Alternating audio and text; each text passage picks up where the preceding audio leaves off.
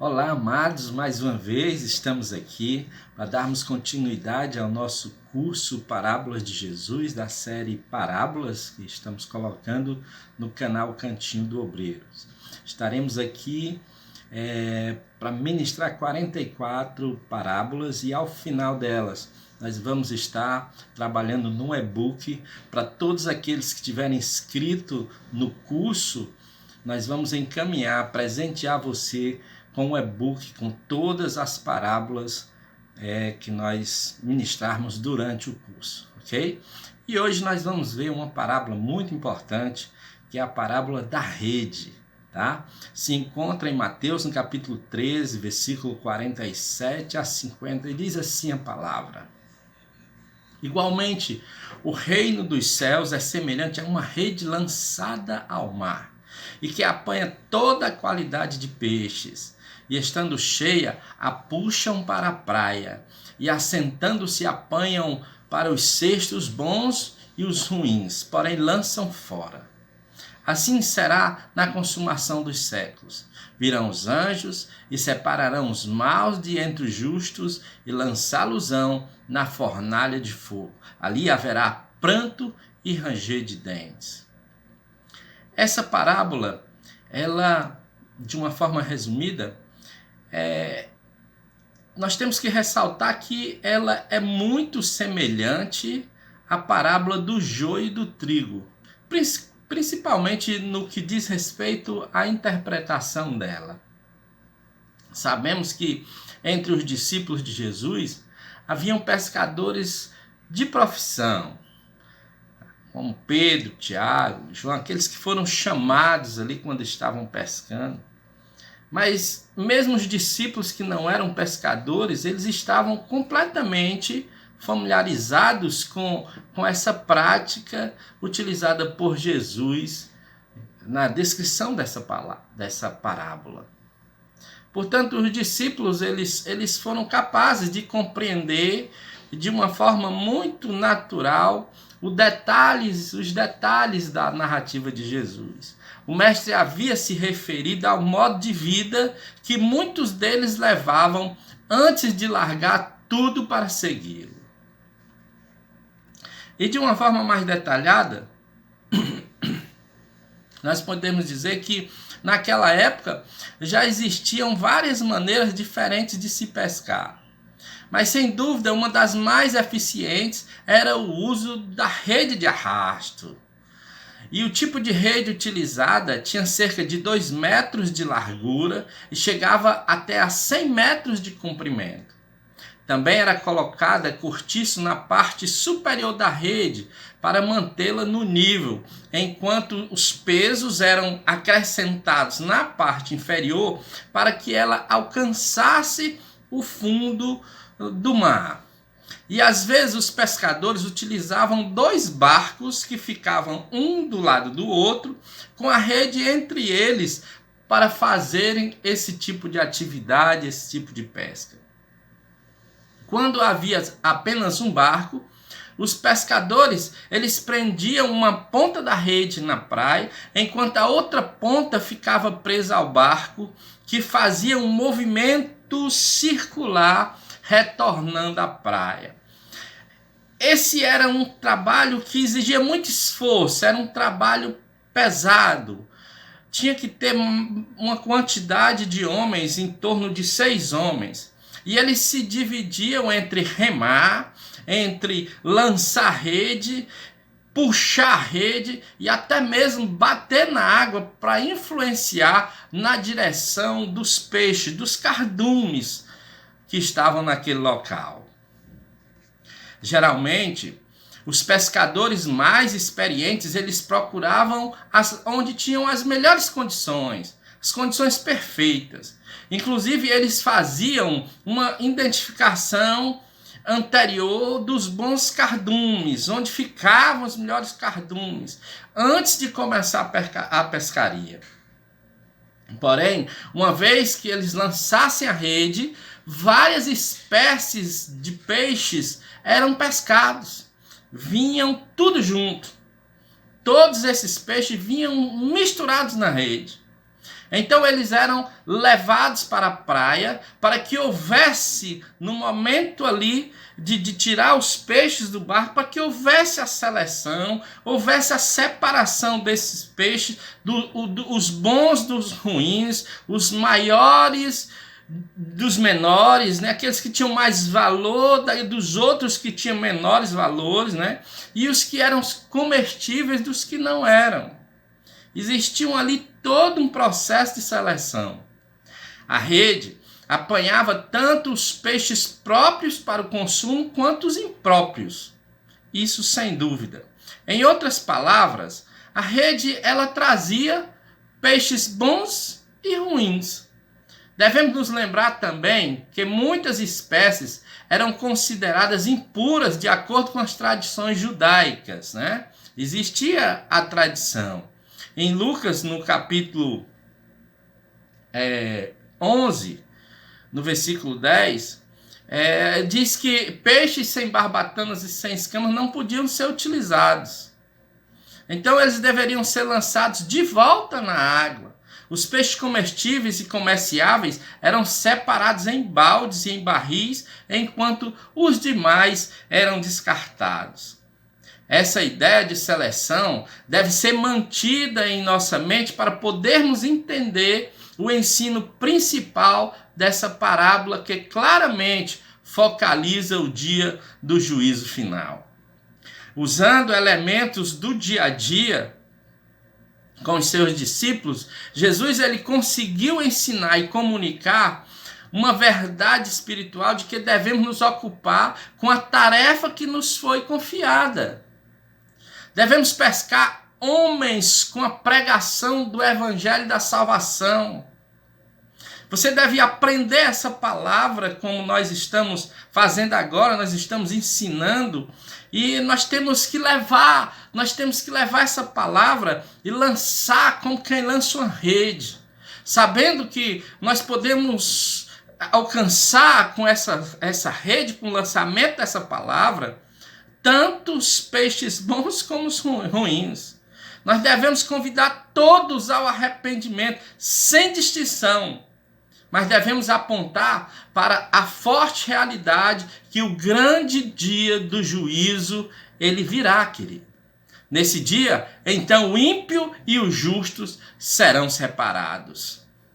Essa parábola, ela possui muitas semelhanças com a parábola do joio e do trigo. Da mesma forma como o joio e o trigo crescem juntos na lavoura, sem que sejam separados até o tempo da colheita, também os peixes bons e ruins são apanhados na rede e permanecem juntos até que a rede seja arrastada para a beira da praia e ali seja feita a separação, seja feita a seleção. Mateus, no capítulo 13, versículo 49, explica que esse dia ocorrerá no final do século.